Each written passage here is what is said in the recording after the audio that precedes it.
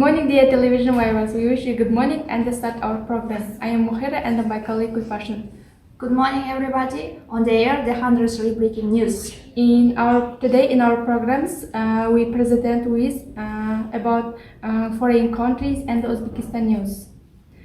Our President Shavkat Mirziyoyev is improving to be a relation between Uzbekistan and the other countries. As a result, the relationship of friendship between Uzbekistan and the foreign countries are strengthening. Another of yesterday's message from our colleague. Our colleague is to improve the relationship between foreign countries. So, good morning everyone, and now I am going to tell you about Shavkat Mirziyoyev and Petro Poroshenko held a telephone conversation and they agreed to develop relations between two countries. President-elect of Uzbekistan Shavkat Mirziyoyev and the President of Ukraine Petro Poroshenko held a telephone conversation on 20 December. According to USA, during the conversation, which was held on initiative of the Ukraine side parties, discussed state prospects of Uzbek and the Ukrainian relations in various files, as well as exchanged files on topical issues of regional and international politics. President of Ukraine congratulated Shavkat Mirziyoyev with convincing victory in the elections for the post of the President of Uzbekistan. Petro Poroshenko invited Shavkat Mirziyoyev to visit Ukraine at a convenient time for Uzbek side. So the next news consisted that with Aytbayeva Guldana. Thank you for attention. Nowadays, President of Republic of Uzbekistan Shavkat Mirziyoyev is in Turkey. There is a talking between the President of Uzbekistan and Turkey. My colleague Gulfashan continues a leave. The official meeting ceremony of the President of the Republic of Uzbekistan has taken place at the Presidential Palace in Ankara. The guard of honor lined up in reverence to the distinguished guests. Shavkat Mirziyoyev and Tayyip Erdogan rose to the podium. They paid tribute to the national anthems of Uzbekistan and Turkey. The two leaders walked along the guard of honor. They discussed issues related to the enhancement of multifaceted Uzbekistan-Turkey cooperation, primarily in political, trade, economic, cultural, humanities spheres. The proposal was considered to open modern clinic and diagnostic centers in Uzbekistan to improve educational programs. So, thank you for your attention. Economy is one of the stages of development that is necessary for each country, but digital tax fight emerges as global threat. In more detail about this news in Gulfia's speech. European finance ministers meeting at the G20 in Riyadh are pushing the United States for global tax deal as a year-end deadline looms. Riyadh in Saudi Arabia, the world's top economic leaders warned on Saturday that an international tax fight between the United States and Europe poses a new threat to the global economy if a resolution is not reached this year. After 2 years of economic fallout from a trade war between the United States and China, finance ministers and other senior officials at the group of 20's meeting in Riyadh expresses alarm about an impetus over plans by foreign government to impose new taxes on American technology companies. If a deal proves elusive in the coming months, European countries will begin collective levies, which would probably set up retaliatory tariffs from the United States. And thank you for your attention. On 23 February, the President of Uzbekistan had... Yes, of course. Hello everybody. President of Uzbekistan meets with Turkish business people. On 23rd February, President of the Republic of Uzbekistan Shavkat Mirziyoyev held a meeting with heads of leading Turkish companies and banks in Ankara. The event was attended by heads of the Union of Chambers and the Commodity Exchanges of Turkey, Turkish Cooperation and the Coordination Agency, Industrial Zone, Ziraat Bank and the Holding. by Global and Howelson. The head of the state noted that during the talks with the president of Turkey, they agreed to fully support business contacts between the two countries. Uzbekistan is not the same as before. Today, a company entering into our country will definitely benefit. I guarantee it. Necessary legal and institutional conditions will be created for this, said Shavkat Mirziyoyev. In recent years, the trade turnover has increased by more than 2 times. The number of joint ventures has increased by almost 1,000. The volume of cargo transportation has increased. Today, Turkish companies operate in Uzbekistan's construction, energy, textiles, agriculture, food processing, tourism, and service sectors. Now they're returning for political news. Katie Waltman and Stephen Miller were at Trump Hotel. Gulchukha introduces about this news in more detail. Katie Waltman and Stephen Miller, who both work in the Trump White House, were married on 20th February at Trump International Hotel in Washington. Rabbi Ariel Whitestone, who is a senior advisor to David Friedman, the USA ambassador to Israel, officiated. The couple had spoken many times on the phone in the course of their work, including multiple conference calls, but had never met in the phone. They were introduced by mutual friends on a Friday in spring 2019 and were engaged about a year and a half later. Thank you for your attention. On 23rd February, the president of Uzbekistan, Shavkat Mirziyoyev, held a meeting with heads of leading Turkish banks and companies in Ankara. Elzira, please give information about this. Trump efforts to remove the disloyal haters uneased across his administration. In some of the most critical concerns of the Trump administration, officials show up for work, no never entirely sure who will be there by the of the evening themselves include. Even foreign administration that has been a revolving door since day this has become season of turmoil. Britain battered as weather bomb brings travel choice fast on the heels of another big storm. Dennis has caused to the flooding misery for the second straight weekend. This is explained by Nuria in more detail. Thank you, Mahara. Good morning. London, Britain has been battered by severe weather for the second consecutive weekend, prompting an official warning on Sunday that lives were at risk as streets become flooded, rail tracks submerged, and dozens of flights cancelled. The storm, named Dennis and classified as a weather bomb by the National Weather Service Meteorological Office, unleashed wind gusts 91 miles per hour, becoming one of the most intense winter storms to grip the North Atlantic. The term weather bomb is applied when air pressure of a storm drops by a certain measure in 94 hours, causing huge turbulence and a high wind speed. The impact on the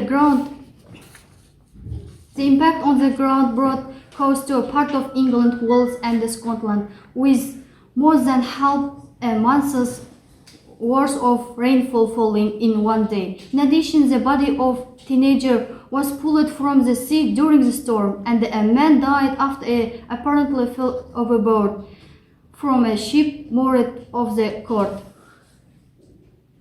At least 170 flights were cancelled on Sunday, a weekend that is especially busy in Britain because of a weekly school vacation. A red working for part of Wales early Sunday expired around 11 a.m., but most of Britain removed under an amber alert, the second highest working after red.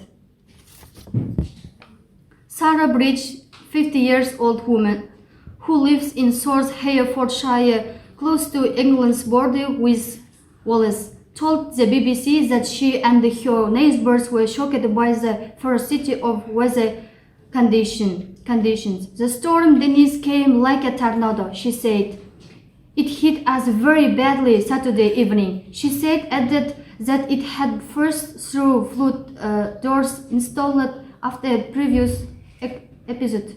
Trump efforts to remove the destroyed agents across his administration. Continues to tell us more detailed about this. Good morning, everybody. Far-right terrorism is the number one threat to our democracy. The authorities long criticized it as complacent about the extreme right, promised and increased police presence at Moscow's air station, train station, and borders. German officials have faced accusations for years of turning a blind eye to the threat posed by right-wing extremists. But after a German who embraced violent racist ideals killed 9 mostly young people in bars in the central city of Hanau this week, and the response was swift and clear.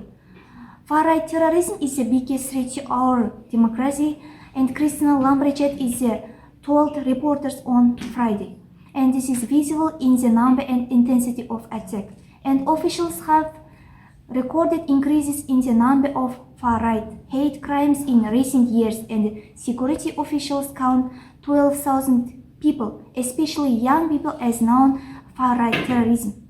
And after each attack, German officials have brought in new security measures, making it easier for different branches of government to exchange sensitive information. And this situation that happened all over the world, and unfortunately. It's time to stay about sports news. We can know this news from Ashokan. Good morning, everybody. This week was more and more interesting and important sport news, and there were several World Championship competitions. Firstly, this week was opening to 2020 World Judo Tour. This tour were among women and men in different weight. Women of the day, Kaja Kazer was 19 years old Slovenian, took her first Grand Prix gold in Tel Aviv. Man of the day, Japanese Maeda Shishima made a short work of South Korea's Jo Young-bo in the under 52 kilogram final capitalism on a failing attempt to secure a hold down and take gold. Our next about rugby, shock as Catalan Dragons signed player Israel follow high profile in rugby league have expressed widespread disappointment over a European club's decision to sign Australian star Israel follow. Then sport news on football, Liverpool wins its first even then Barcelona versus Real Madrid and the first time in 70 years amid clashes. El Clasico is the biggest matches in the Spanish football calendar until this time. Sport news says so. Thank you for your attention. Far-right terrorism is the biggest threat to our democracy right now, said Christina Lambrechet. Germany is told about after attack. More detailed reporter Gulayim deliver to us about this. Good morning. In sport news in the studio, Mamrata Melkuziyev destroys Oscar cards to stay unbeaten during the boxing competition on 18th February. Melkuziyev had absolutely no problem destroying Oscar cards. In a round where it appeared cards didn't even throw a punch. Melkuziyev was on a seek and destroy mission. The competition was very weak. Cards took the fight on weeks' notice and was very soft and tidy in the ring. Melkuziyev says he hopes to reschedule with Periban, 35 years old who hasn't won a fight since 2016.